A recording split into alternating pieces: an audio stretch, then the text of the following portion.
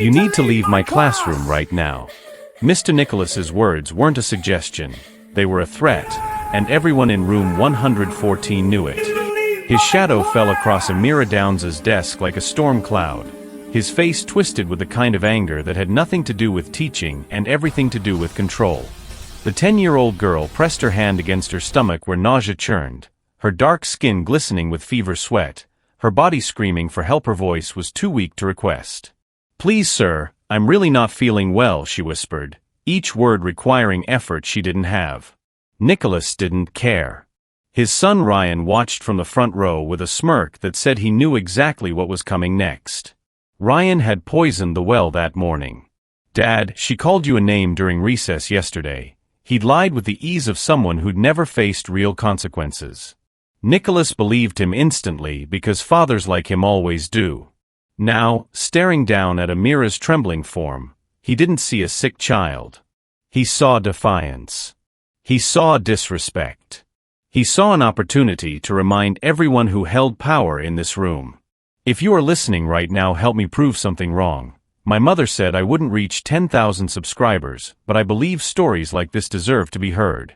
Help me show her that these tales matters. Stand up when I'm talking to you." His hand shot out, fingers closing around the collar of Amira's uniform vest with enough force to lift her partially from her seat. The fabric strained. Amira gasped, her fever-weakened body offering no resistance, her mind struggling to understand why this was happening. Then came the sound every student would remember for years. The rip. Sharp, violent, final. Her vest tore down the seam, the material separating like her dignity was being split in two. Students froze mid-breath. Amira's eyes went wide, not with anger but with the pure shock of public humiliation. Nicholas's hand connected with her face next, a slap that echoed in the sudden terrible silence like a judge's gavel. She collapsed back into her chair, tears streaming, her hands clutching the torn fabric, trying to hold together what could never be repaired. Something slipped from beneath her collar as she fell. A pendant. Dragon-shaped. Glinting in the fluorescent lights like a warning no one was equipped to read. What Mr. Nicholas didn't know, what he couldn't have known, was that Amira Downs wasn't just another orphan filling a desk in his classroom. 5 years earlier, a man named Chun Min-Jun had made her a promise. This man didn't teach children or grade papers or lose his temper over imagined disrespect. He controlled empires from the shadows. He commanded loyalty through fear and respect through power. And when Amira's parents died serving his organization in a mission that went catastrophically wrong, he'd adopted their daughter, given her his protection, and loved her with the fierce intensity of someone who rarely allowed himself to love anyone. He'd also given her a watch. One with a button that connected directly to his phone, no matter where in the world he might be. As Amira stumbled toward the school clinic, her vision blurring from fever and tears, her trembling fingers found that button and pressed it. Across the Pacific Ocean, in a Seoul conference room where men in expensive suits were negotiating territorial agreements that would never appear in any legal document, Chun Min-Jun's phone vibrated. He glanced at the screen. His expression didn't change, but everyone in that room felt the temperature drop 20 degrees. "I need to take this," he said quietly, and the most dangerous men in South Korea nodded without question. "Before we continue with what happened next, I want you to do something for me. Drop a comment telling me where you're watching from, and hit that subscribe button because what unfolds in this story will challenge everything you think you know about justice, power, and the price of underestimating a child who's learned to survive in two worlds." The morning had started like any other Tuesday at Westfield Elementary School. Amira Downs had arrived early despite feeling terrible, her purple backpack seeming heavier than usual as she dragged herself through the front entrance. She'd chosen her seat in Mr. Nicholas's class months ago, third row, second from the window, a strategic position that let her observe everything while avoiding constant attention. It was a survival skill she developed over years of learning to navigate spaces where she didn't quite fit. Room 114 buzzed with typical pre-class energy when she entered. Marcus Chun showed off new basketball cards near the pencil sharpener. Sarah Johnson and her friends whispered about weekend drama. The smell of cafeteria breakfast lingered in the hallways, mixing with floor cleaner and the musty scent of old textbooks. Everything felt normal, routine, safe. But safety, Amira had learned young, was often an illusion. She'd learned it the night her birth parents never came home, when she was 5 years old and waiting by the window of their small apartment in Chicago. She'd learned it again in the foster system that followed, passed between homes that saw her as a temporary inconvenience. And she'd learned it most profoundly when Chun Min-Jun appeared in the social worker's office with papers that would change her life forever, his dark eyes meeting hers with a recognition that transcended language and culture. "You're safe now," he told her in careful English. "I promise you." And somehow, impossibly, she believed him. Mr. Nicholas stood at his desk that Tuesday morning arranging papers with the mechanical precision of someone who'd taught 5th grade for 15 years. His navy blazer was perfectly pressed. His tie was knotted with military exactness. His blonde hair was combed back in a style that hadn't changed since his college graduation photo. He wore his authority like armor, never letting students forget who controlled their grades, their futures, their daily happiness or misery within these four walls. Amira sat quietly at her desk, trying to regulate her breathing. The fever had started during the night, creeping through her body until she'd woken up at 4 a.m. shivering despite 3 blankets. She'd considered telling Appa, but he'd just returned from a business trip to Seoul the week before, and she knew he had important meetings scheduled. The watch on her wrist felt heavier than usual, a constant reminder that help was only a button press away. But she'd been taught not to abuse that privilege. "Use it for real emergencies," Appa had told her. "When you truly need me." She didn't think a fever qualified. Not yet, anyway. "Today we'll begin our unit on civic responsibility and the importance of following established rules," Nicholas announced as the bell rang, his voice cutting through the classroom chatter like a blade through butter. Every student fell silent immediately. They knew that tone. It meant someone was about to become an example. His eyes scanned the room with predatory focus, searching for any deviation from his expected standard of perfect compliance. They landed on Amira, and something shifted in his expression. Something dark. Something that had been waiting for an excuse. "Miss Downs." His voice dropped several degrees in temperature. "Is there a reason you look so disheveled this morning?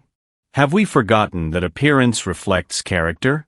Amira's hand rose instinctively to her hair, confusion flickering across her face. She'd braided it carefully the night before, the same style she'd worn dozens of times. "I'm sorry, sir, I don't understand.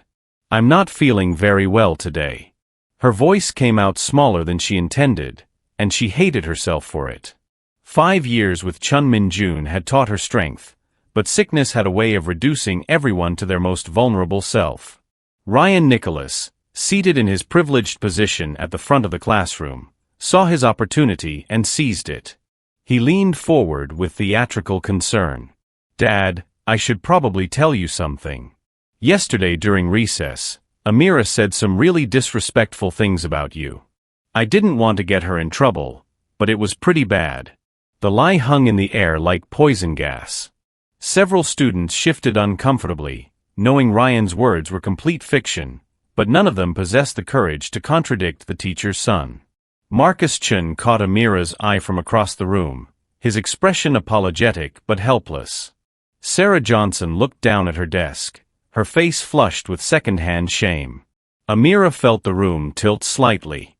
The fever was getting worse, pulling at the edges of her consciousness like hands trying to drag her underwater. She tried to form words, to defend herself, but her tongue felt thick and her thoughts moved like honey in winter. Nicholas's face transformed. The mask of professional composure cracked, revealing something ugly underneath. "Is that true, Miss Downs? Did you speak about me inappropriately?" "No, sir. I would never." The words came out as barely a whisper. "Please, I really don't feel well. I think I need to go to the nurse." Nicholas moved around his desk with deliberate slowness, each step calculated to maximize the intimidation. 23 pairs of eyes watched him approach Amira's desk. 23 students held their breath. "Stand up when I'm addressing you about serious allegations," he commanded, his voice carrying the weight of 15 years of unchallenged classroom authority. Amira tried. She placed her hands on the desk and pushed herself upward, but her legs trembled and the room spun violently. She stumbled, gripping the edge of her desk to keep from falling, and that stumble would be the thing Nicholas chose to interpret as defiance. "Are you refusing to follow a direct instruction?" "No, sir, I'm really sick, I think I might."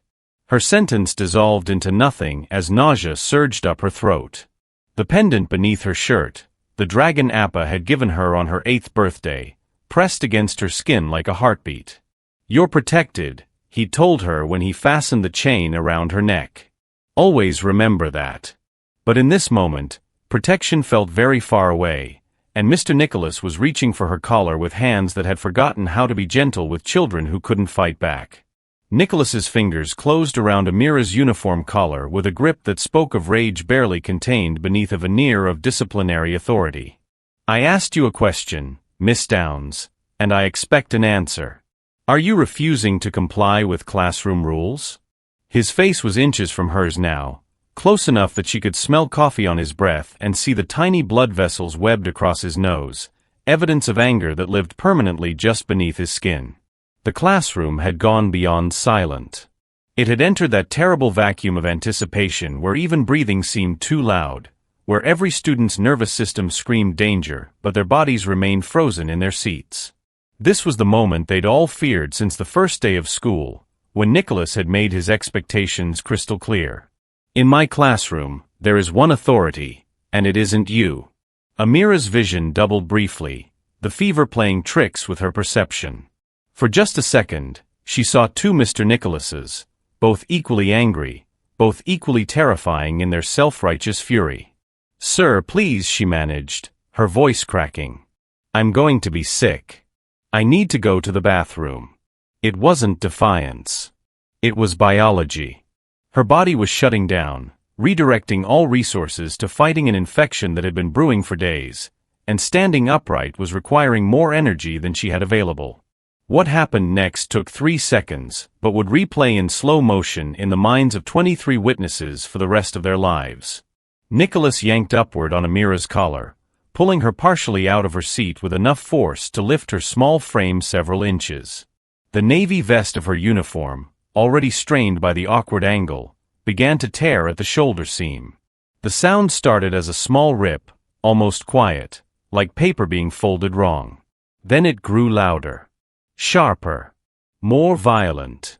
The stitching gave way completely, the fabric separating down the entire length of the vest's right side, exposing the white shirt beneath and the small dragon pendant that swung free from its chain.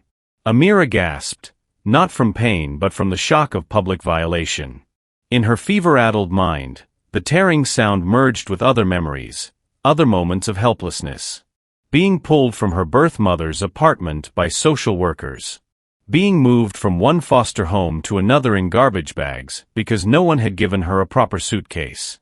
The feeling of being disposable, replaceable, unworthy of basic human dignity. The slap came before she could process the torn uniform. Nicholas's open palm connected with her left cheek with a crack that echoed off the concrete block walls like a gunshot. Her head snapped to the side. Stars exploded across her vision. For a moment, the fever and the impact combined to create a strange floating sensation, as if she were watching this happen to someone else from very far away. Then gravity reasserted itself and she collapsed back into her seat, her hands instinctively moving to clutch the torn fabric of her vest, trying desperately to hold together what could never be made whole again. Tears streamed down her face, hot against her fevered skin. Around her, the classroom remained locked in horrified silence. Marcus Chen's mouth hung open. Sarah Johnson had both hands pressed against her own mouth, as if to physically prevent herself from screaming. Even Ryan, who'd started this cascade with his lie, looked uncertain now, his smirk faltering as he realized his father had crossed a line that couldn't be uncrossed. "Now then," Nicholas said, his breathing slightly elevated but his voice attempting to regain its professional tone, as if nothing unusual had just occurred. Perhaps that will teach you about the consequences of disrespect and the importance of following instructions immediately. He straightened his tie, a small gesture meant to re-establish his authority, to signal that everything was under control, that this was simply discipline administered appropriately to a student who'd forced his hand. But something had shifted in the room's atmosphere. Even 10-year-olds understood they just witnessed something wrong, something that crossed the invisible line between punishment and abuse. And Amira, sitting at her desk with her torn uniform and her burning cheek and her vision swimming with fever, understood something else entirely. She understood that Appa had been right. This was a real emergency. Her hand moved to the watch on her left wrist, fingers trembling as they found the small button hidden beneath the normal time display. She pressed it. Once. Then held it for 3 seconds. The signal Chun Min-Jun had taught her meant immediate danger. The watch face briefly flashed red, confirming the message had transmitted, then returned to normal. No one noticed. They were all too focused on the spectacle of her humiliation, too shocked by what they'd witnessed to pay attention to a sick girl touching her watch. Amira stood slowly, her legs unsteady, her torn vest hanging awkwardly from her shoulders. "I need to go to the nurse," she said quietly, and this time it wasn't a request. It was a statement. Nicholas, perhaps sensing he'd already pushed things too far, or perhaps simply satisfied that he'd reasserted dominance, waved his hand dismissively. "Fine. Go. But this conversation about your behavior isn't finished." She walked toward the door on legs that felt like they belonged to someone else, each step requiring conscious thought. Behind her, Nicholas was already returning to his lesson plan, already reshaping the narrative in his mind to one where he'd been the responsible authority figure dealing appropriately with a difficult student. He had no idea that in a Seoul conference room, Chun Min-Jun had just stood up from a table of dangerous men, his phone in his hand, his expression carved from ice. The dragon pendant swung against Amira's chest as she walked, catching light from the fluorescent fixtures overhead. By the time she reached the hallway, her vision was tunneling, darkness creeping in from the edges. The school nurse's office was 40 feet away. It might as well have been 40 miles. She made it 20 feet before her knees buckled and she caught herself against the wall, breathing hard, the watch on her wrist feeling like the only solid thing in a world that had suddenly become liquid and unstable. Help was coming. She just had to stay conscious long enough for it to arrive. In Seoul, it was 11 p.m. The conference room occupied the top floor of a building that didn't officially exist on any city planning documents, in a district where questions weren't asked and cameras mysteriously malfunctioned with convenient regularity. 6 men sat around a table made of wood older than any of them, discussing territory agreements and profit shares with the casual efficiency of people who'd learned to make life-and-death decisions over dinner. Chun Min-Jun sat at the head of the table, his presence dominating the space without requiring raised voices or theatrical gestures. At 42, he'd built an empire on the principle that true power whispered while weakness shouted. His dark suit was custom-tailored. His watch cost more than most people's cars. The tattoo on his neck, a dragon identical to the pendant he'd given Amira, was the only visible indication of the world he'd come from, the streets that had shaped him before he'd risen above them. His phone vibrated against the mahogany table. Once. Then the screen flashed red. Every man in that room saw his expression change, saw the careful neutrality of his features transform into something harder, colder, infinitely more dangerous. "I need to take this," he said, his voice quiet but absolute. The discussion continued as if he'd never spoken, all 6 men understanding that when Chun Min-Jun said he needed to take a call, the rest of the world waited. He stepped out onto the balcony, the Seoul skyline spreading before him like scattered diamonds, and answered.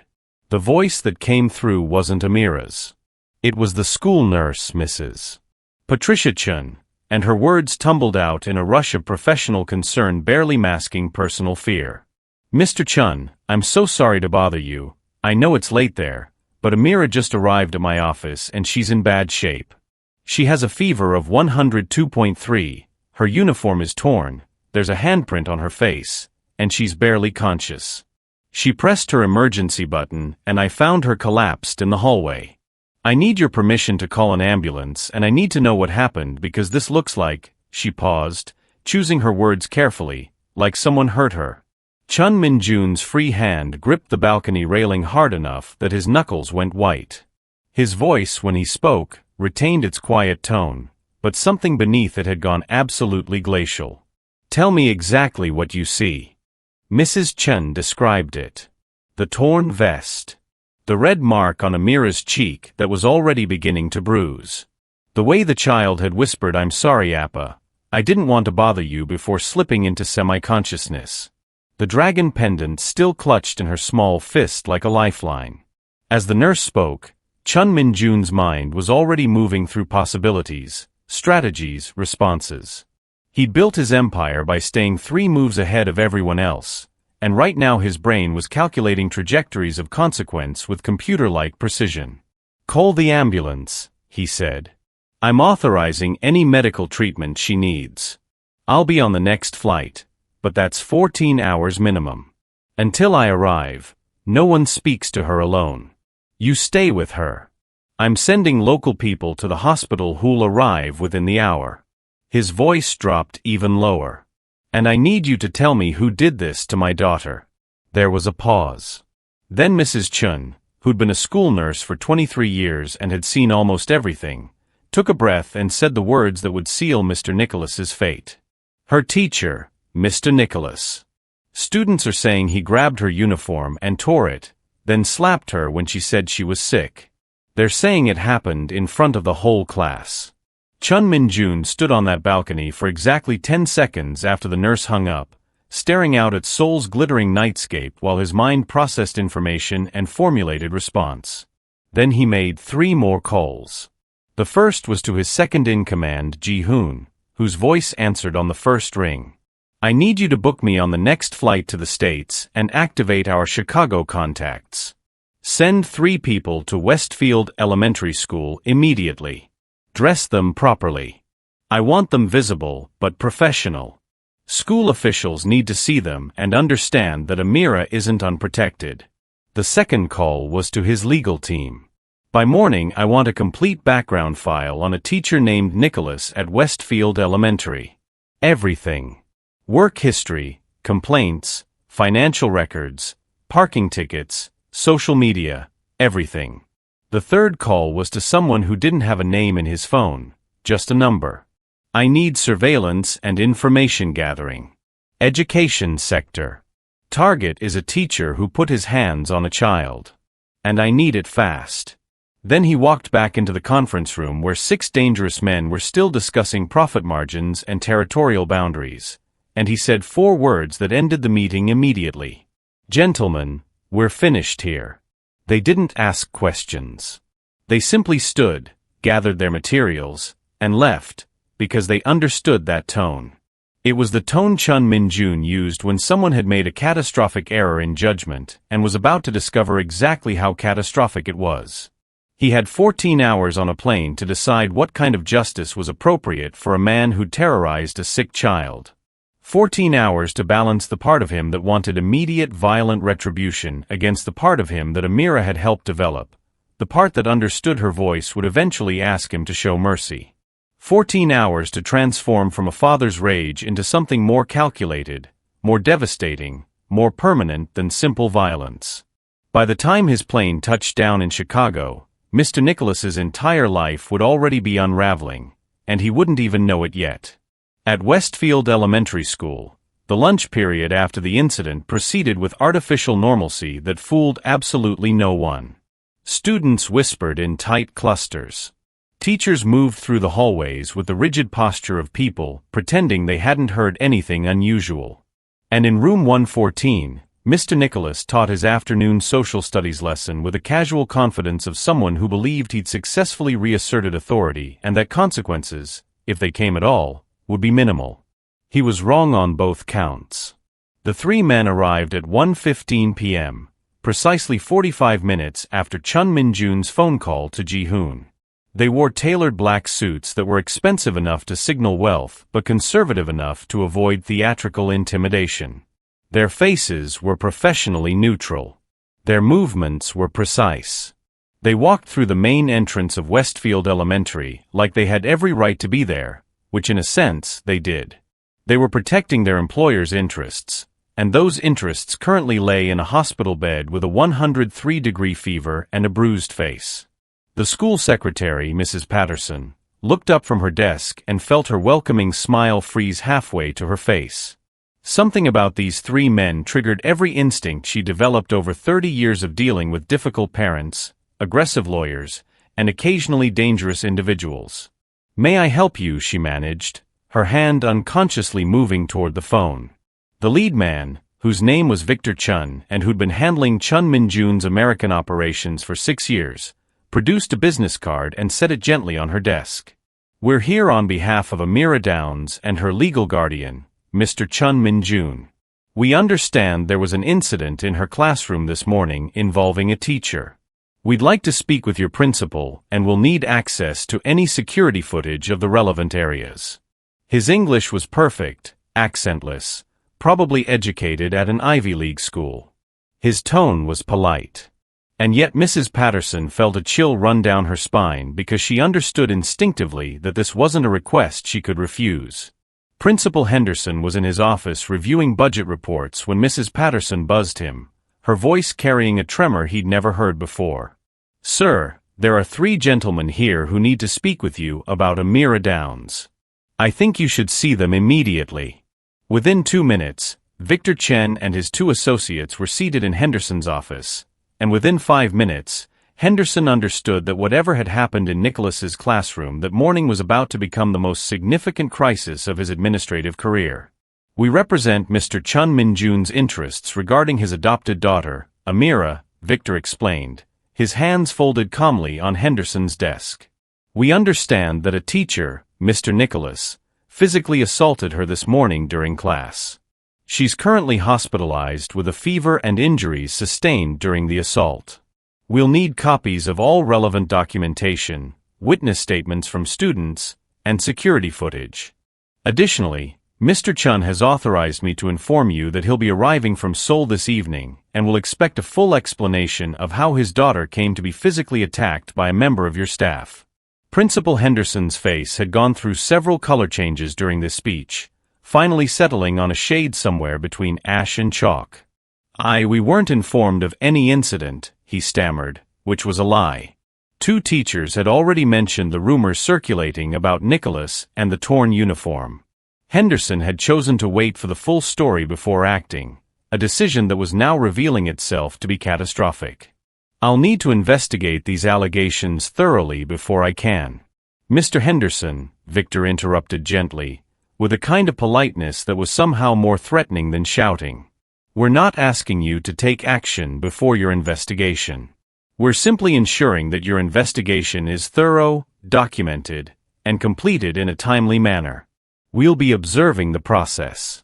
My associates will be positioned in the hallway outside Mr. Nicholas's classroom for the remainder of the day, just to ensure student safety, of course. I'm sure you understand." What Henderson understood was that he'd just lost control of the situation entirely. These men weren't here to negotiate. They were here to watch, to document, to ensure that nothing was swept under the administrative carpet the way so many complaints about Nicholas had been over the years. He reached for his phone with a hand that trembled slightly. "Get me everything we have on Mr. Nicholas. Personnel file, complaint history, everything. And someone find out which hospital they took Amira Downs to. I need to make some calls."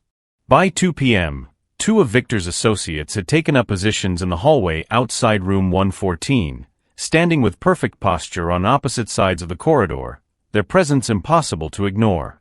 Students filed past them after lunch, whispers spreading like wildfire. "Did you see those guys? Why are they here?" Someone said Amira's dad sent them. Someone else said their lawyers. A third person insisted they were bodyguards. All of them were partially correct, and none of them grasped the full implications of what those suited figures represented. Mr. Nicholas saw them through his classroom window during his 5th period class. His lecture on the importance of civic institutions stuttered to a halt mid-sentence. He stared at the 2 men in the hallway, his mind struggling to process their presence, to fit them into a framework that made sense. His first thought was that they must be there for some other reason. His second thought, arriving with a cold spike of adrenaline, was that they were there because of the morning's incident. His third thought, which he tried very hard to suppress, was that Amira Downs might not be as unprotected as he'd assumed. He continued teaching, but his voice had lost its confident edge. Students noticed. Ryan noticed. And in the hallway, the two men in black suits stood perfectly still, their presence a silent statement that the rules had just changed and that Mr. Nicholas's authority was about to be tested against forces he didn't understand. At the hospital, Amira was receiving 4 fluids and antibiotics for what turned out to be a severe kidney infection that had been developing for days. The fever was beginning to break. Her cheek was bruised, but the bone wasn't fractured. She'd been lucky, the doctor said, that she'd gotten treatment when she did. Another day or two and this could have become much more serious. Mrs. Chun, the school nurse who'd made the initial call, sat beside Amira's bed, having accompanied her in the ambulance and stayed because Chun Min-Jun had asked her to. The child slept fitfully, occasionally murmuring in dreams that mixed Korean and English, her small hand still clutching the dragon pendant. On the table beside her bed, her watch rested next to a vase of flowers that had been delivered within an hour of her arrival, with a card that simply read in Korean, "You did the right thing. Appa is coming. You're safe." And across the Pacific, somewhere over the dark expanse of ocean, Chun Min-Jun sat in the first-class cabin of a Boeing 777, his laptop open, reviewing the preliminary file his team had already compiled on Mr. Nicholas. What he found there was grimly unsurprising. A pattern of complaints. Whispers of favoritism and inappropriate discipline. Several incidents that had been quietly settled or swept aside.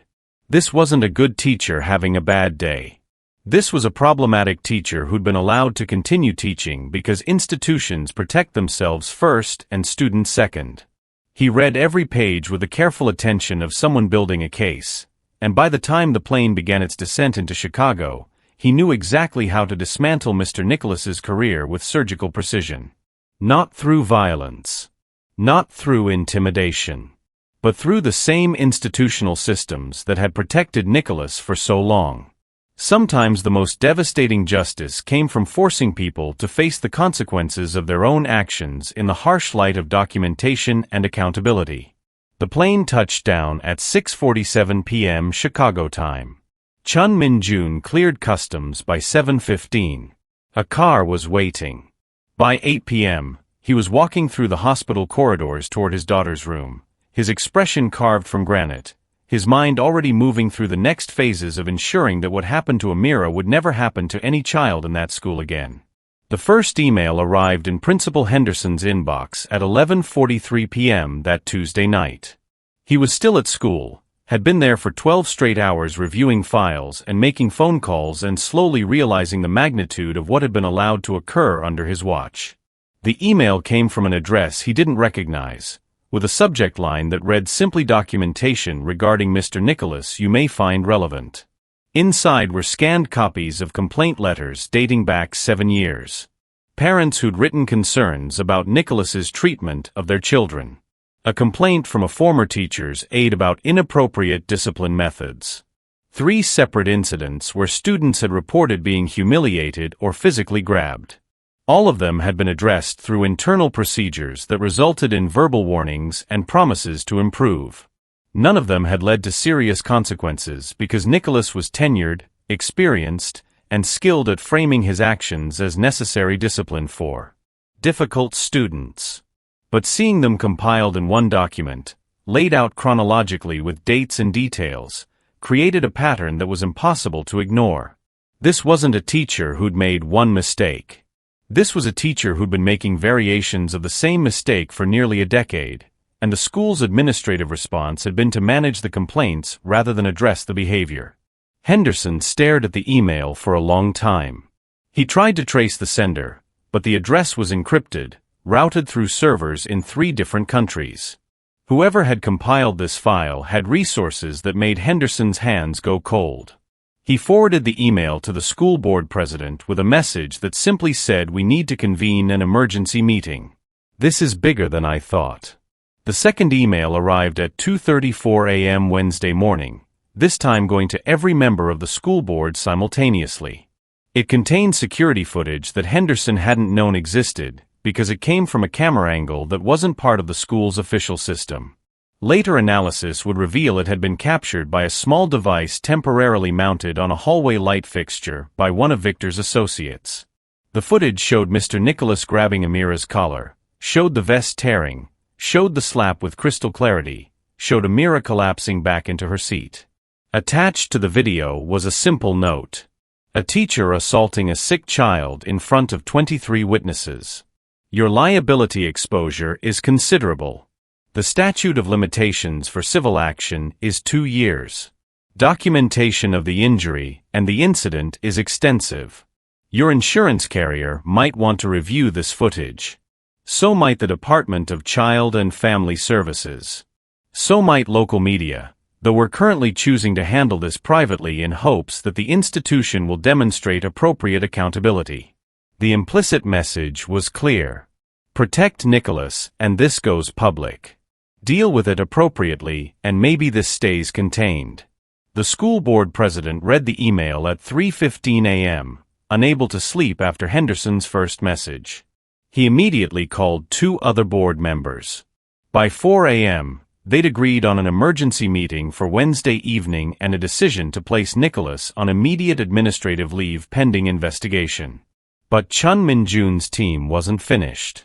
At 6:30 a.m. Wednesday morning, Mr. Nicholas was eating breakfast in his kitchen, trying to convince himself that yesterday's incident would blow over the way previous complaints had always blown over, when his phone started buzzing with text messages. The first was from a colleague. "Are you okay? I heard something happened with a student." The second was from his sister. "Mom just called. She saw something on Facebook about you. What's going on?" The third was from his lawyer brother-in-law. "Call me immediately. Don't talk to anyone about anything until we speak." Nicholas's coffee mug paused halfway to his mouth. He opened Facebook and felt his stomach drop. Someone had created a post in the Westfield Elementary Parents Group, asking innocuous questions about classroom discipline policies and whether other parents had experienced issues with their children being grabbed or humiliated by teachers. The post didn't mention Nicholas by name, but 23 parents had already commented, and 7 of them shared stories about their children's experiences in his classroom. Stories that individually seemed minor, but collectively painted a devastating picture. The post had been carefully crafted to avoid libel, sticking to questions and documented facts, but its effect was to create a forum where parents who'd individually stayed quiet were now comparing notes and realizing they weren't alone. Nicholas's face flushed as he read comment after comment.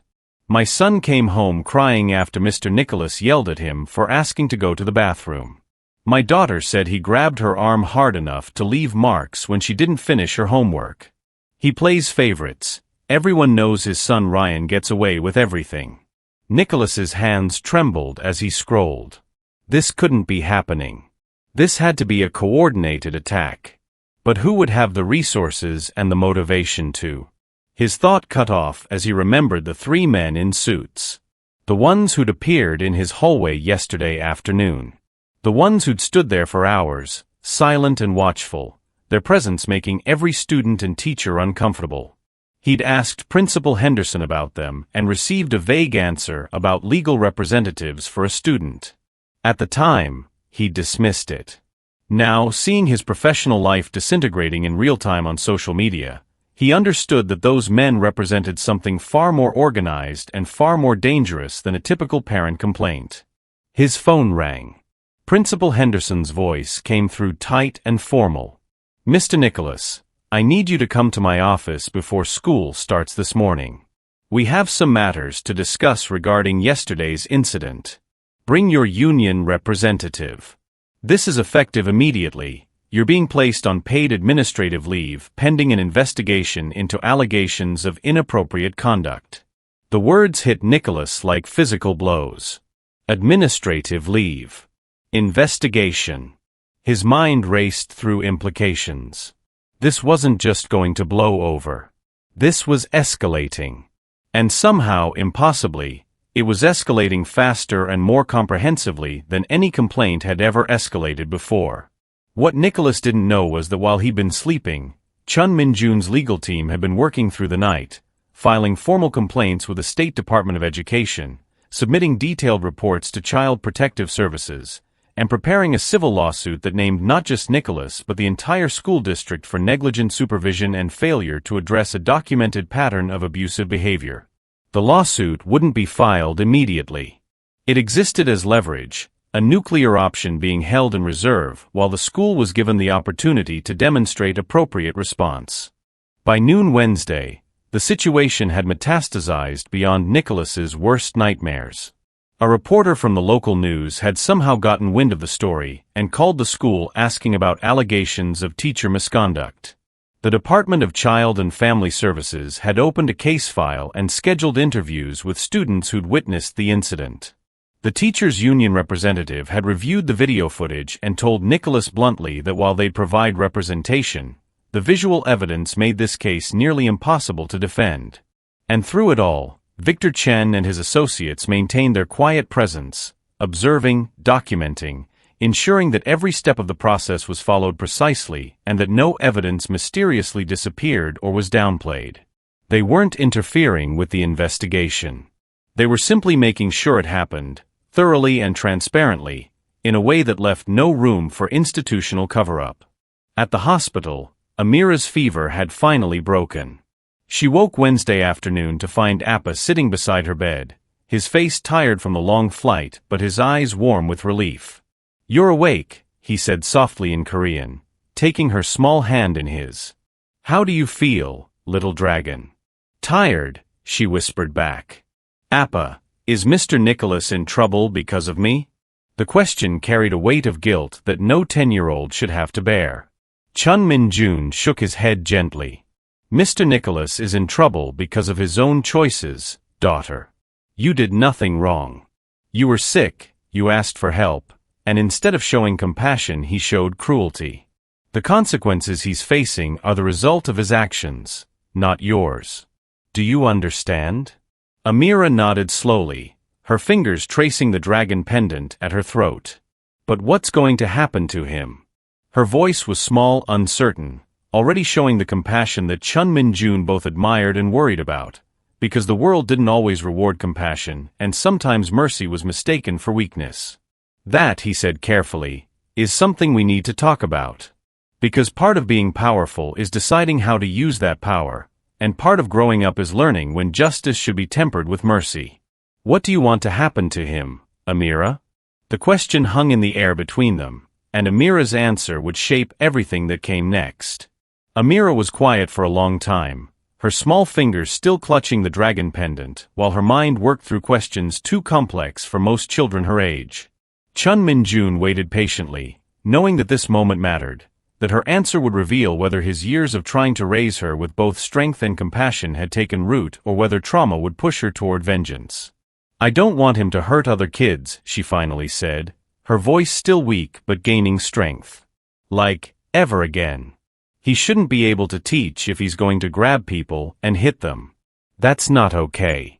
She paused, and Chun Min-Jun saw something flash across her face, something that looked remarkably like adult understanding in a child's features. "But Appa, I also don't want you to kill him or disappear him or whatever it is that people in your business do when they're really angry." Despite everything, despite the rage that had been burning in his chest for the past 20 hours, Chun Min-Jun felt a small smile tug at the corner of his mouth. "Is that what you think I do when I'm really angry? Make people disappear?" Amira met his eyes with the directness that had always characterized their relationship, the honesty he'd cultivated because lies had no place in a family that straddled two worlds. "Appa, I'm 10, not stupid. I know what you do. I know why we have 3 different houses and why men bow when they see you and why sometimes you come home with blood on your knuckles that isn't yours." She squeezed his hand. "And I love you anyway because you've never been anything but kind to me. But if you hurt Mr. Nicholas badly because of what he did to me, then his badness will have turned you into something worse. And I don't want that. Chun Min-Jun felt something tighten in his chest, a sensation he wasn't entirely familiar with because men in his position learned early to suppress emotions that could be exploited as weakness. But there was no weakness in this moment, only the profound recognition that this child he'd adopted, this little girl who'd lost her birth parents in violence he'd ordered, had somehow managed to develop a moral clarity that exceeded his own. "What do you think should happen to him?" he asked, genuinely curious about her answer. Amira considered this carefully, her brow furrowed with concentration. "I think he should lose his job because he's not safe for kids. I think he should have to apologize, like a real apology where he actually understands what he did wrong, not just words. And I think he should have to know that someone is watching to make sure he never does it again. Like, maybe he could work at a different job where he can't hurt kids, but he should always know that if he ever tries to teach again or if he hurts anyone else, there will be consequences." Is that too mean? Or not mean enough? The question revealed her uncertainty, her struggle to balance her natural compassion against her understanding that actions required consequences. Chun Min-Jun shook his head. "No, daughter. That's exactly right. That's justice that creates change without creating more victims." His voice dropped lower. "Do you want to be part of deciding exactly how it happens?" Amira's eyes widened. "I can do that?" "You're my daughter," Chun Min-Jun said simply. "Your voice matters. And if you're old enough to be hurt by injustice, you're old enough to participate in correcting it. So yes, if you want to help shape what happens next, I'll make sure you have that opportunity." What Amira didn't fully understand yet was that her father had already set in motion a cascade of consequences that would dismantle Nicholas's career with surgical precision. But hearing her request for mercy tempered with accountability, Chun Min-Jun realized he could calibrate the severity, could ensure that destruction didn't tip into cruelty, that justice didn't become revenge wearing a different mask. That evening, while Amira slept under the influence of pain medication, Chun Min-Jun met with Victor Chun and his legal team in a conference room at the hospital. "The preliminary damage is significant," Victor reported, pulling up documents on a laptop. "Nicholas has been placed on administrative leave. The school board is convening an emergency meeting tomorrow. The Department of Education has opened an investigation. Child Protective Services is interviewing witnesses. And the parents' Facebook group has grown to over 300 members sharing stories about his teaching methods. His reputation is effectively destroyed within the local community." Chun Min-Jun nodded slowly. "And our lawsuit?" "Ready to file if needed," Victor confirmed. "But given what you've told me about Amira's wishes, I'd recommend holding it as leverage rather than immediate action. We file, it becomes public, it becomes a media circus, and it becomes about money and litigation rather than accountability and change. If we don't file but the school knows we could, they'll be motivated to take comprehensive action themselves." The other man in the room, James Park, who handled Chun's legal affairs in the United States, leaned forward. "I've been speaking with contacts at the State Teachers Union. With the video evidence and the witness statements, Nicholas's teaching license will almost certainly be suspended and likely revoked after a formal hearing. He won't teach again, at least not in Illinois, and likely not anywhere else given how these things get reported. That satisfies Amira's primary concern about protecting other children." "And the personal accountability?" Chun Min-Jun asked. "She wants him to understand what he did, not just face bureaucratic consequences." "That's trickier," James admitted. "We can't force genuine remorse. But we can create conditions that make it difficult for him to avoid confronting his actions. What if we arrange a mediated conversation between Nicholas, Amira, and appropriate supervising authorities? He'd have to listen to her explain how his actions affected her. He'd have to face the human cost of his behavior. Some people learn from that kind of confrontation. Others don't. But at least we'd be creating the opportunity." Chun Min-Jun considered this for a long moment, his fingers steepled beneath his chin in the posture he adopted when thinking through complex strategic decisions. "Do we trust the school district to facilitate this appropriately?" Or do we need to ensure our own oversight? Victor smiled grimly. Given their track record of handling complaints about Nicholas, I'd recommend we maintain oversight. Which means one of us in the room during any mediated conversation, clear documentation of what's discussed, and explicit agreement that the conversation is part of a larger accountability process, not a replacement for professional consequences. Make the arrangements, Chun Min-Jun decided. But Nicholas doesn't get to avoid the other consequences. License suspension proceeds. He leaves the school permanently. The district implements whatever reforms are necessary to prevent this from happening to another child. And he lives with the knowledge that my daughter showed him mercy he didn't deserve and didn't earn. There was one more element Chun Min-Jun was considering, though he hadn't shared it with his team yet. He wanted Nicholas to understand not just that he'd hurt a child, but that he'd hurt a child who was protected by forces he couldn't imagine. Not to terrorize him. Not to threaten him. But to ensure that the lesson was comprehensive and lasting. Sometimes people only changed their behavior when they understood the full scope of what they'd escaped, when they realized that mercy was a choice that could have gone differently. The meeting concluded near midnight. Chun Min-Jun returned to Amira's hospital room and found her awake, staring at the ceiling with a thoughtful expression that meant she was processing something significant. "Can't sleep?" he asked softly, settling into the chair beside her bed. "Appa," she said quietly, "do you think Mr. Nicholas knows why what he did was wrong? Or does he just know he got in trouble?" The question was perceptive in the way that Amira's questions often were, cutting through surface issues to fundamental ones. "I don't know, daughter. But I'm arranging for you to be able to ask him that yourself, if you want to. Would you want to talk to him, with me there to keep you safe?" Amira's hand went to her pendant again, that unconscious gesture she made when thinking through difficult decisions. "Yes," she said finally. "I think I need to. Because if he doesn't understand, then nothing really changes. He just learns to hide better. But if he really understands, then maybe he becomes a better person. And that's better for everyone, right?" Chun Min-Jun marveled again at the wisdom contained in this small person, this child who'd survived loss and trauma and system failures and had somehow emerged with her capacity for hope intact. "Yes, daughter. That would be better for everyone."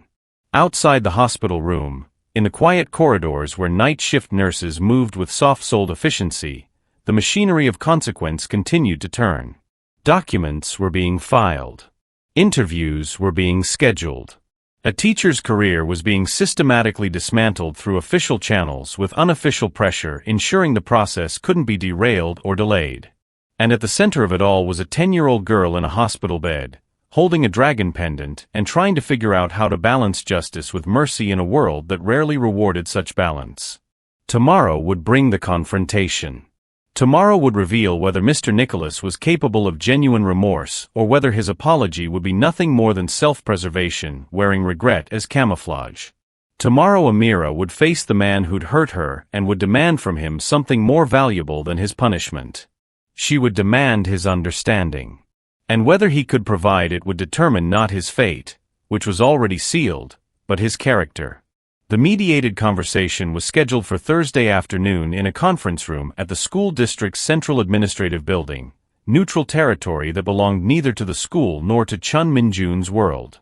Present would be Amira, Chun Min-Jun, Mr. Nicholas, his union representative, Principal Henderson, a professional mediator from the State Teachers Union, and Victor Chun as legal observer.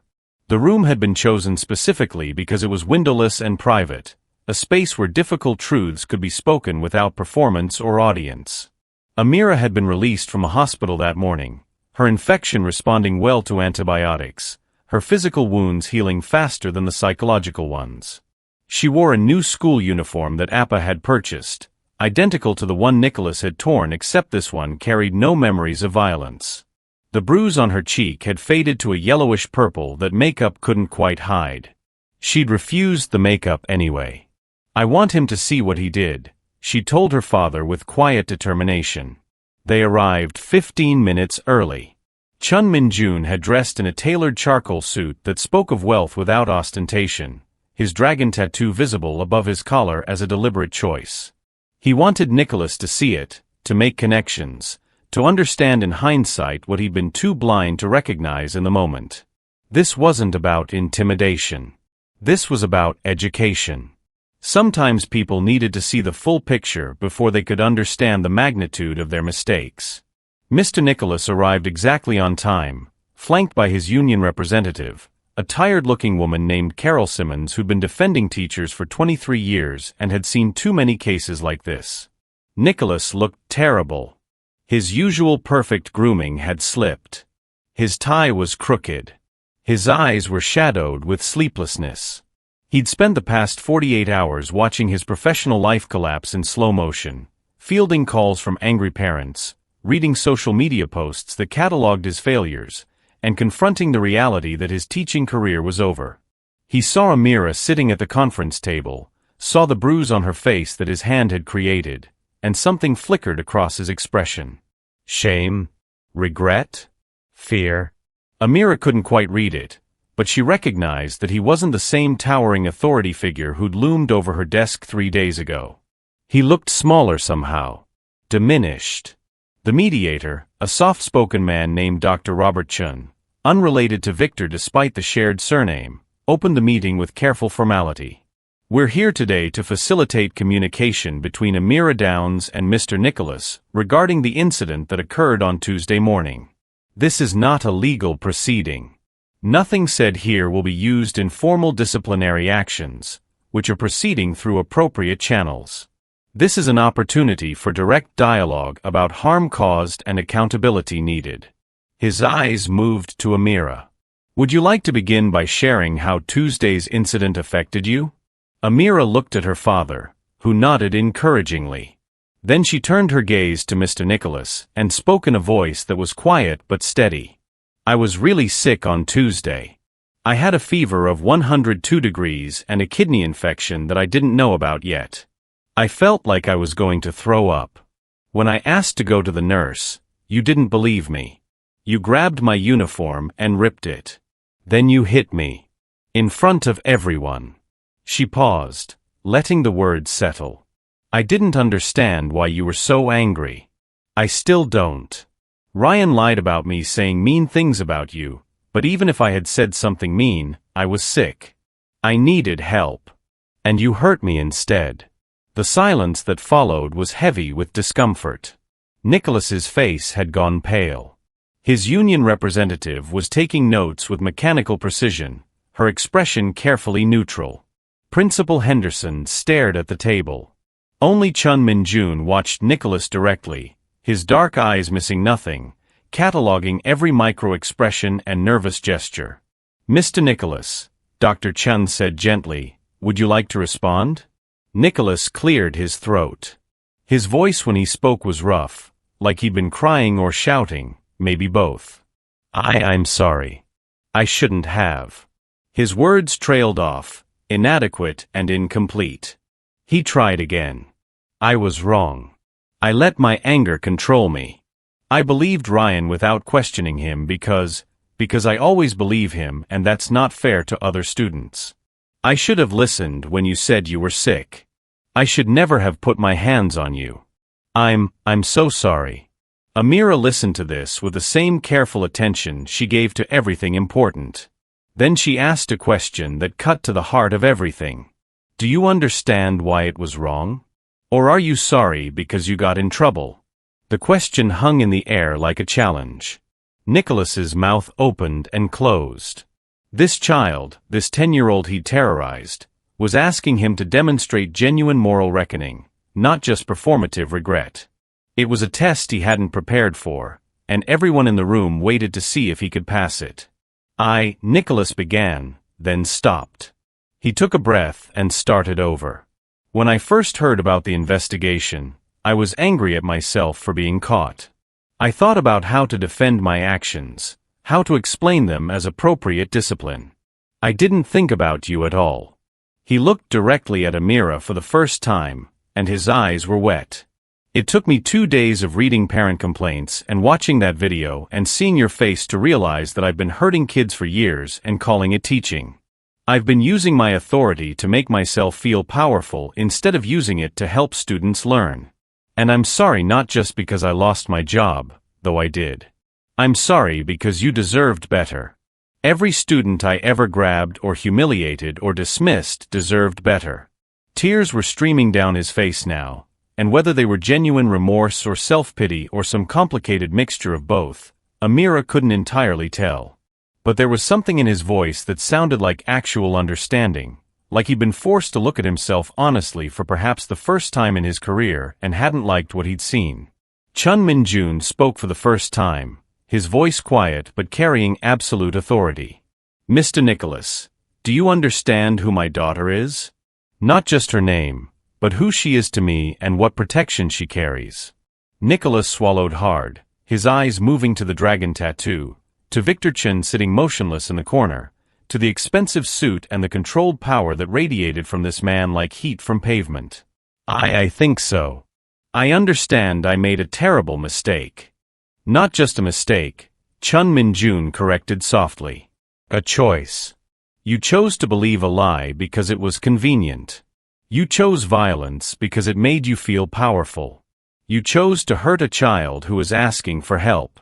And the only reason you're sitting in this conference room instead of facing much more severe consequences is because my daughter asked me to show you mercy. Do you understand that? Yes, Nicholas whispered. Amira leaned forward slightly, her small hands folded on the conference table in unconscious mimicry of her father's negotiating posture. I don't want you to teach anymore, she said clearly. You're not safe for kids. But I also don't want you to be destroyed as a person. I want you to get help, like therapy or whatever, and figure out why you were so mean for so long. And I want you to know that someone will be watching to make sure you never hurt anyone else. Not to scare you, but to protect other people from what you did to me. She paused, then added something that made even Chun Min-Jun's eyebrows rise slightly. And I want you to do something good with what happened. Like maybe you could talk to other teachers about what went wrong, about how easy it is to abuse power when no one's checking you. Maybe some good could come from this if you let it. The suggestion was so unexpected, so generous given the circumstances, that it created a moment of stunned silence. Nicholas stared at this child who just offered him not just mercy but a path toward redemption, and something broke in his expression. He dropped his face into his hands and sobbed. Actual gut-wrenching sobs that shook his shoulders and made his union representative shift uncomfortably in her seat. I don't deserve your forgiveness, he managed between sobs. I'm not forgiving you, Amira corrected, and her voice carried a steel that was all her father's. I'm just deciding not to let what you did turn me into someone angry and broken. That's for me, not for you. Whether you deserve mercy doesn't matter. What matters is what kind of person I want to be. The meeting concluded 20 minutes later with agreements documented and witnessed.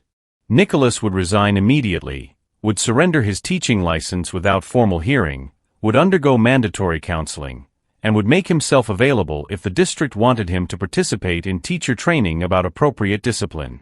In exchange, the civil lawsuit would not be filed and the incident would be handled through administrative rather than criminal channels. But the real conclusion happened after the official meeting ended, when Amira asked to speak to Mr. Nicholas alone for just 1 minute. Chun Min-Jun hesitated, then nodded, standing just outside the conference room door where he could see through the window but couldn't hear the conversation. Amira looked up at the man who'd hurt her and said something brief and quiet. Nicholas's face crumpled again, but this time when he nodded, there was something different in his expression. Not relief exactly. More like understanding. Like a student who'd finally grasped a lesson after years of confusion. Later, when Chun Min-Jun asked what she'd said, Amira simply replied, I told him that being sorry means changing, not just feeling bad. And that I'd be watching to see which one he chose. The institutional changes at Westfield Elementary happened with surprising speed, driven by the kind of intense administrative panic that occurs when school boards realize how close they've come to catastrophic liability and public scandal. Within 2 weeks, the district had implemented a comprehensive new reporting system for student complaints, mandatory training on appropriate discipline for all teachers, and a complete review of personnel files to identify other potential problems before they escalated to crisis. Principal Henderson, to his credit, didn't try to minimize or deflect.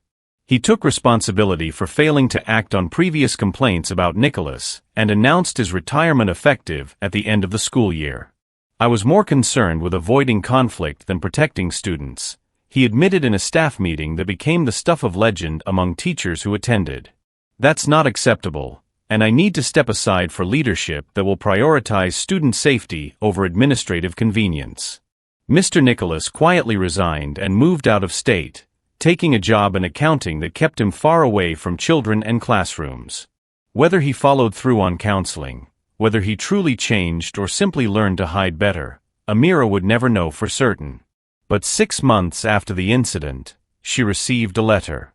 It was brief and handwritten, forwarded through the school district's legal department to ensure no direct contact. The letter said, "I think about what happened every day. I'm in therapy. I'm trying to understand the anger I carried and why I thought it was acceptable to direct it at children. You were right that being sorry means changing. I'm changing slowly, and I wanted you to know that your words that day meant more than my punishment. Thank you for seeing possibility in me when I couldn't see it in myself." Amira read the letter twice, then showed it to Appa. "What do you think?" she asked. "Is he really changing or just saying what sounds good?" Chun Min-Jun considered the question carefully. "I think some of both, probably. People rarely change completely, daughter. But even partial change is better than none, and the fact that he wrote to you suggests he's at least attempting to hold himself accountable. Whether that lasts, time will tell." For Amira, the aftermath was more complicated than simply moving on. She switched to a different 5th grade classroom, taught by Mrs. Rebecca Santos, a warm and patient teacher who'd been horrified by what happened and went out of her way to create a safe, supportive environment. The other students treated Amira with a mixture of respect and cautious distance, unsure how to interact with someone who became the center of such intense drama. But slowly, normalcy returned. Amira made friends with a girl named Jessica who didn't care about the incident and just wanted someone to trade books with during lunch. She joined the school's art club and discovered she had a talent for watercolor painting. She continued her Korean language lessons with Appa and started teaching some of her classmates basic phrases. Life moved forward, as it always does, incorporating trauma into the larger story rather than being defined by it. Chun Min-Jun watched his daughter heal with the fierce protective pride of someone who understood exactly how rare her resilience was. He also made some changes of his own, quietly establishing a foundation that provided legal support for families dealing with school administration failures. It was run through legitimate channels, funded by his legitimate businesses, and bore no obvious connection to his other enterprises. But the lawyers who worked for the foundation knew that if they called certain numbers, resources would appear that most non-profit organizations could never access. The foundation helped 3 families in its first year, providing legal representation and advocacy that resulted in 2 teacher dismissals and significant policy changes across multiple districts. Amira didn't know about the foundation until she was older, but when she found out, she understood immediately why Appa had created it. "You wanted other kids to have protection even if they didn't have someone like you," she said. "Every child deserves protection," Chun Min-Jun replied simply. "Your situation taught me that my resources could serve purposes beyond my usual business. Sometimes good can come from bad if we're willing to build it." Ryan Nicholas, the boy who'd lied and started the cascade of events, faced his own reckoning. Without his father's position as teacher to shield him, his behavior toward other students came under much closer scrutiny. He was suspended twice for bullying in the months following the incident and eventually transferred to a different school. Whether he learned anything from watching his father's downfall was unclear, but at minimum, his capacity to harm others was significantly reduced by the loss of his privileged position. The suited men who'd appeared in the school hallway that first day became something of a legend among Westfield students. Stories grew in the telling, as stories do, until some students swore there had been a dozen men in black suits, that they'd had guns, that they'd threatened the principal. The reality, 3 men quietly observing to ensure accountability, was less dramatic but ultimately more effective. Victor Chen and his team had demonstrated that sometimes justice required nothing more than professional witnesses ensuring that institutional processes couldn't be quietly derailed. Mrs. Chun, the school nurse who'd made the first call to Chun Min-Jun, received a surprisingly generous donation to the school's health services fund, earmarked for equipment to better serve students with chronic conditions. She never knew the donation came from Amira's father, routed through enough shell companies to obscure its origin. But she suspected, and she made sure every student who came to her office received the kind of attention and belief that Amira had needed on that terrible Tuesday morning. 1 year after the incident, Amira Downs stood on the stage at Westfield Elementary's 6th grade graduation ceremony, preparing to deliver a speech she'd written herself about resilience and second chances. She was 11 now, taller, her voice stronger, her understanding of the world deepened by experience that would have broken many adults. The speech didn't mention Mr. Nicholas by name. It didn't need to. Everyone in that auditorium knew the story, or some version of it. Instead, Amira talked about the importance of speaking up when something's wrong, about how systems only change when people refuse to accept injustice as normal, and about how showing mercy doesn't mean accepting abuse but rather refusing to let abuse turn you into someone consumed by anger. Chun Min-Jun sat in the 3rd row, his expression neutral but his eyes suspiciously bright. Beside him sat Mrs. Chun, the nurse who'd answered Amira's emergency call and stayed with her through the worst of it. 2 rows back sat Victor Chen and James Park, the lawyers who'd orchestrated the careful dismantling of Mr. Nicholas's career, while ensuring the process remained focused on accountability rather than revenge. And scattered throughout the auditorium were parents who'd found their voices through the Facebook group that had exposed patterns of abuse, parents who'd learned that silence protects perpetrators while speaking up protects children. The changes at Westfield went deeper than policy updates and new reporting systems. The culture had shifted. Teachers were more careful, yes, but also more conscious. They thought twice before raising their voices, before grabbing a student's arm, before dismissing a complaint as exaggeration.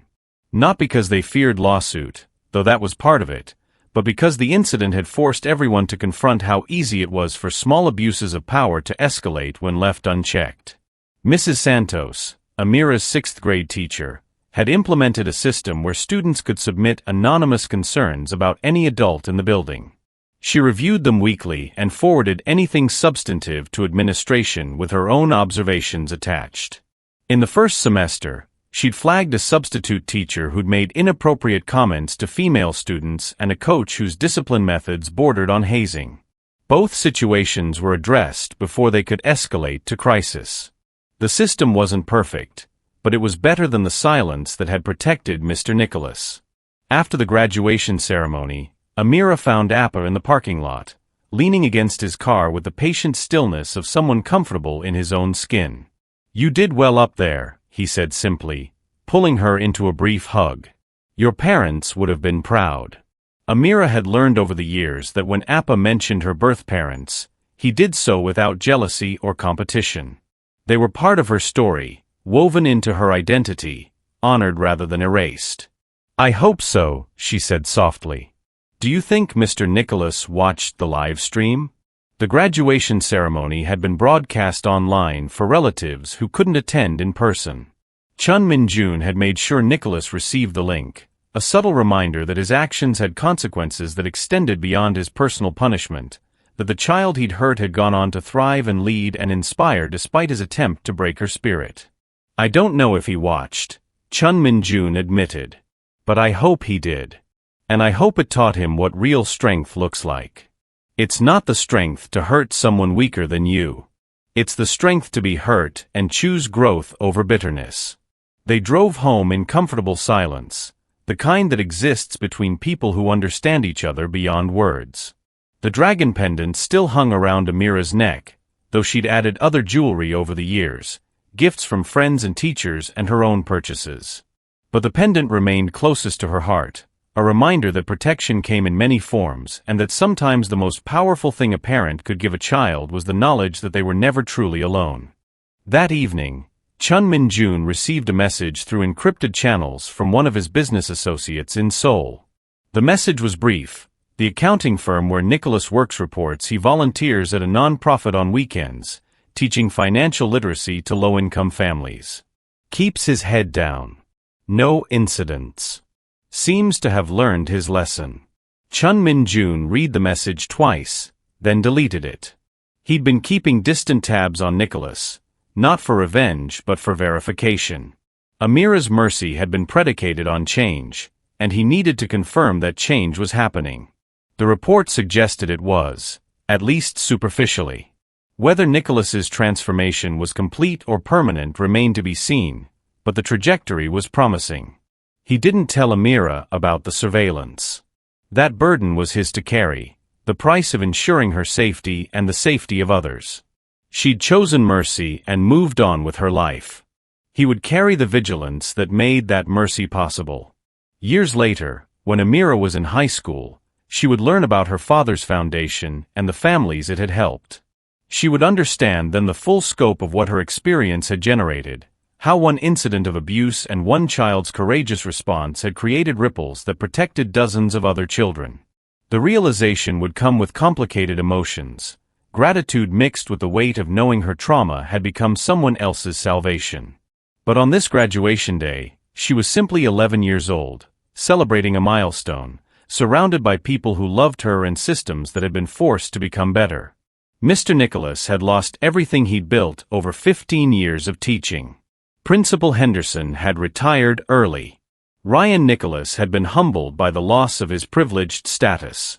And Amira Downs, the sick girl whose uniform had been torn in a moment of casual cruelty, had emerged not as a victim but as a catalyst for change. The final image of our story is simple. A girl and her father standing in a parking lot after graduation. The evening sun casting long shadows across the asphalt. Two people who had found each other in the aftermath of tragedy and built something stronger than either of them had imagined possible. Amira looked up at Chun Min-Jun with the same clear-eyed honesty that had always characterized their relationship. "Appa, do you think I did the right thing?" She wasn't asking about the speech. She was asking about everything. The mercy she had shown Nicholas. The choice to pursue accountability over destruction. The decision to let him live with understanding rather than simply live with fear. Chun Min-Jun considered the question with the same careful attention he gave to every important matter. Then he spoke. "Daughter, there is no perfect answer to that question. Justice is not a formula where you input the crime and output the correct punishment. It is a choice made by humans for humans. You chose mercy. You chose growth over bitterness. You chose to believe that change was possible even when you had every reason to believe it wasn't." He paused. "Was it the right thing? I don't know. But I know it was the brave thing. And I know it was the wise thing. And I know that Mr. Nicholas will spend the rest of his life knowing that a 10-year-old girl showed him more grace than he deserved and that he owes it to her to become worthy of that grace." Amira nodded slowly, absorbing his words. "I think that's better than making him scared of us forever." Chun Min-Jun smiled.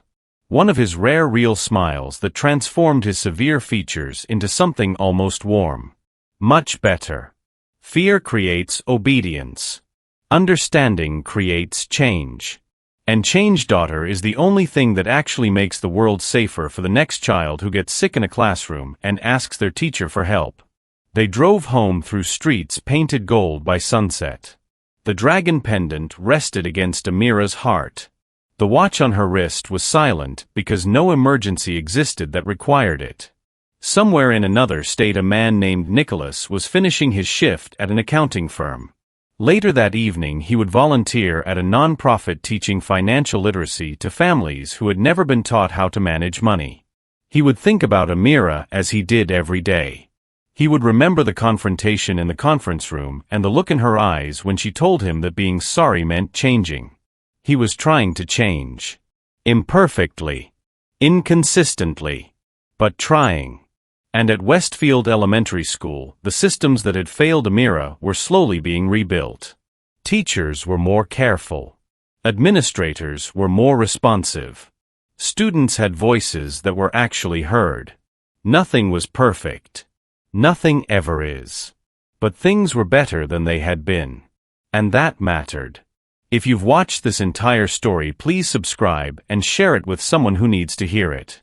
Because this story isn't really about a mafia boss or a corrupt teacher or a torn uniform.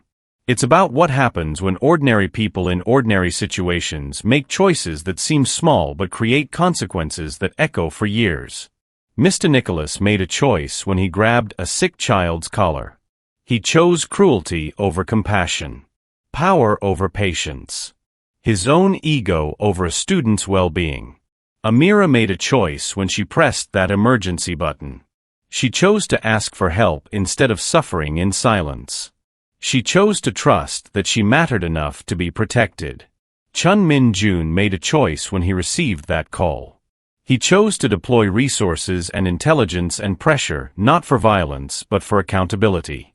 He chose to let his daughter's wisdom guide his response. And Amira made one more choice in that conference room. She chose to believe that even people who hurt us can change. She chose to show mercy not because Mr. Nicholas deserved it, but because she didn't want vengeance to become part of who she was. These choices rippled outward. They changed a school. They changed policies. They changed lives. That's the truth this story teaches. Every choice we make creates consequences we cannot fully predict. The teacher who hurts a child doesn't know whose child they're hurting. The victim who speaks up doesn't know how many others will be protected by their courage. The powerful person who chooses restraint doesn't know how their mercy will transform the person who receives it. We are all connected by the choices we make. And the question isn't whether we have power. Everyone has some power in some situation over someone. The question is what we do with it. This story you've just heard carries lessons that extend far beyond the specific events it describes. First, there is the lesson about authority. Mr. Nicholas held power over his students for 15 years. He used that power to make himself feel strong at the expense of children who couldn't fight back. The abuse escalated gradually over time because no one stopped it. Each complaint that was ignored. Each incident that was minimized. Each time administration chose convenience over confrontation. All of it created conditions where a teacher felt entitled to tear a sick child's uniform and strike her in front of witnesses. This happens in schools. It happens in workplaces. It happens in families. It happens anywhere that power goes unchecked. And the lesson is simple. Accountability matters. Systems that allow abuse to flourish without consequence will produce more abuse. Systems that respond swiftly and fairly to complaints will produce better behavior. Second, there is the lesson about speaking up. Amira was sick and scared and humiliated. She could have stayed silent. She could have assumed that no one would believe her or care. But she pressed that button. She asked for help. And help came. Many victims of abuse stay silent because they fear no one will listen. Sometimes they are right. But sometimes they are wrong. And the only way to find out is to speak. Amira's courage in pressing that button set everything else in motion. Without her voice, nothing would have changed. Third, there is the lesson about mercy. Chun Min-Jun had the power to destroy Mr. Nicholas completely. He chose not to. Not because Nicholas deserved mercy, but because Amira asked for it. Because she understood that becoming consumed by vengeance would cost her something precious. Her capacity for hope. Her belief in change. Her own moral center. This doesn't mean all offenders deserve mercy. It doesn't mean victims owe forgiveness to people who hurt them. But it does mean that when we have the choice between destruction and accountability, we should at least consider which one actually creates a better world. Finally, there is the lesson about protection. Amira was protected not just by Chun Min-Jun's resources, but by his love. By his attention. By his decision to give her a way to reach him no matter what. Every child deserves that kind of protection. Most don't have access to mafia bosses and international intelligence networks. But they do have parents, teachers, counselors, neighbors, communities. We are all capable of being protectors if we choose to pay attention and respond when children ask for help. That is what this story teaches. Pay attention. Respond when you see harm. Use whatever power you have to protect those who cannot protect themselves. And when you have the chance to choose between vengeance and justice, remember that justice is supposed to make things better, not just make wrongdoers suffer. The world is full of Mr. Nicholases. People who abuse their authority because they can. People who hurt others and assume there will be no consequences. The world needs more Amiras. People who speak up despite their fear. People who ask for help when they need it. People who believe that change is possible even when evidence suggests otherwise. And the world needs more people willing to be protectors. To listen. To respond. To ensure that when someone hurts a child, that child is not facing the aftermath alone. Thank you for watching this story. If it meant something to you, please share it with someone else. Because stories like this only matter if they spread. If they create conversations. If they remind us what we're capable of when we choose courage over silence and justice over indifference. Subscribe for more stories that challenge you to think about who you want to be when you hold power over others. Because all of us hold that power at some point. And all of us must decide what to do with it.